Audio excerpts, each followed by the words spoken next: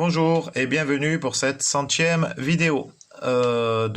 Pour info, je gagne rien du tout sur ces vidéos, c'est juste pour le plaisir de faire des mathématiques et j'avais commencé lorsque il y avait eu les premiers confinements suite au Covid pour mes élèves et ensuite j'ai continué. Si ça peut aider, c'est tant mieux. Donc là, il s'agit de résoudre 5 exposants x égale moins 4. Donc c'est plutôt une vidéo qui s'adresse aux terminales qui ont choisi les mathématiques expertes. Alors là, on peut se dire comment 5 exposants x peut être égal à un nombre négatif. En effet, 5 est un nombre positif, x, x peut être pair, impair, positif, négatif, ça changera absolument rien. Exemple, si x égale moins 2, 5 exposant moins 2, c'est égal à 5 sur 1 sur 5 exposant 2. Quoi qu'il en soit, ça reste positif. Donc en fait, tout ça c'est positif et moins 4 est négatif. Ça veut dire que pour x appartenant au réel, solution, c'est ensemble vide. Il n'y a pas de solution. Un nombre positif ne peut pas être égal à un nombre négatif. Donc il faut aller plus loin. Et quand bien même, souvent le réflexe serait de dire aussi, j'ai un exposant, j'ai x à l'exposant, donc ln de a exposant n égale n ln de a. D'accord, dans ce cas-là, n serait égal à x. Et le problème, c'est que là, là, j'ai pas bien mis mon égal. Si on voulait faire ln de moins 4, ln de moins 4, c'est pas possible, vu que logarithme est défini que pour des x strictement positifs. Je vous petit rappel de la fonction logarithme. Hop, ici on a un. Donc c'est que pour des x strictement positifs. Mais quoi qu'il en soit, le plus simple était de voir que le membre de gauche était automatiquement positif. Alors il faut résoudre donc cette équation pas dans R, mais dans C, pour x appartenant au nombre complexe.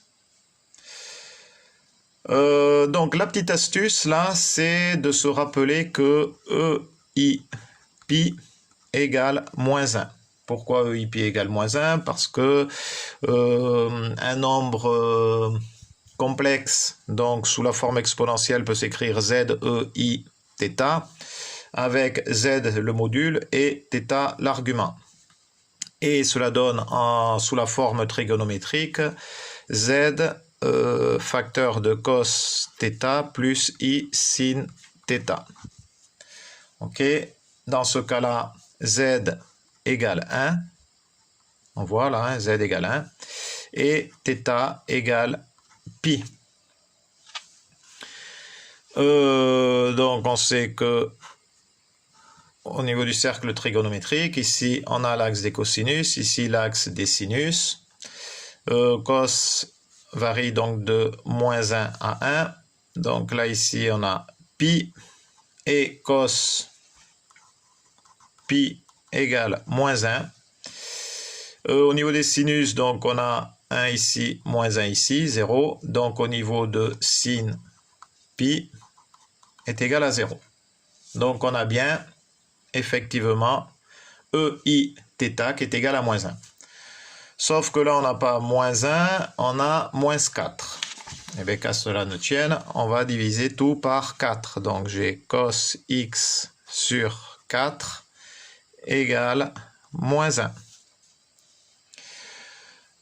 Donc là, j'ai 1 quart fois 5 exposant x égale EIP. Voilà, j'ai utilisé la petite astuce. Donc on se rappelle que ln de AB égale ln de A plus ln de B. C'est ce qu'on va appliquer ici. Donc on va mettre ln Donc on a ln de 1 quart fois 5 exposant x égale ln de EI pi. Voilà.